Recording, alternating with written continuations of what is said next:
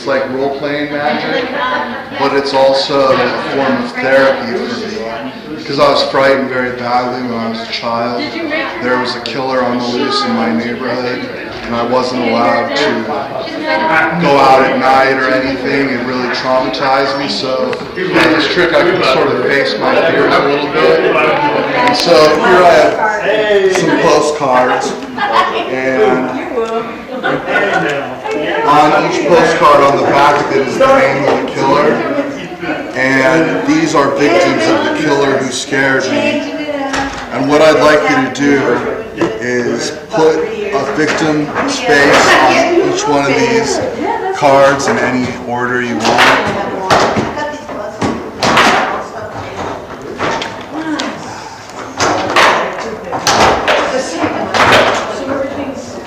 Alright. You could read this letter out loud, please. You're playing the part of a policeman. Okay. And so as a policeman, you received this letter.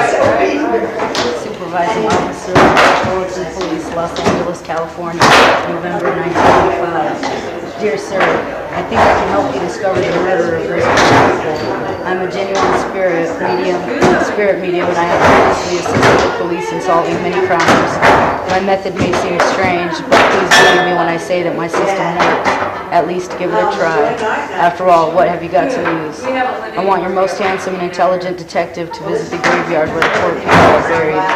Upon arriving at the row of graves, you must number them 1 to 5 from either end. Having done this, by using intuition, you can stand upon one of the graves.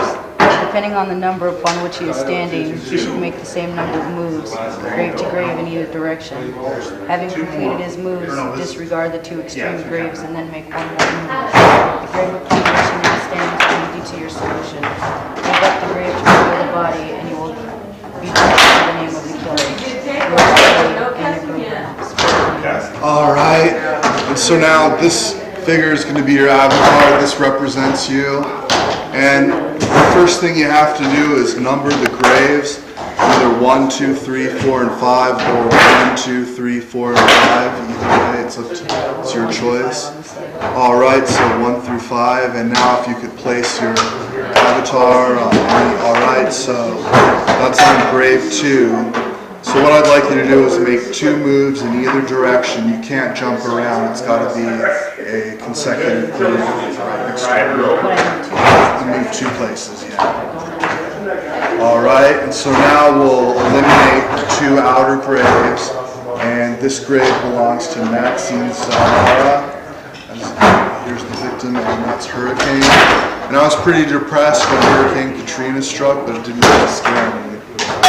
So now we'll eliminate Joyce Nelson, and that's this victim. And her killer is Flood, never really scared by a flood. And so now if you could make 1 final move in the graveyard. Alright, so we'll eliminate Leela Kneeling, and her killer is Famine, never had to worry about that. And then Elias Abuath, right here.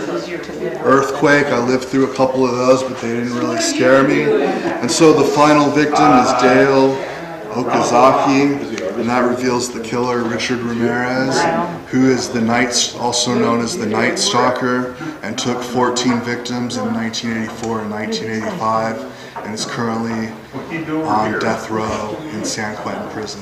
Wow, that was awesome. That was awesome, I like that. Oh, thank you. It's pretty twisted, I told you. Yeah, the snacks are already. It's magic, you know. Take that.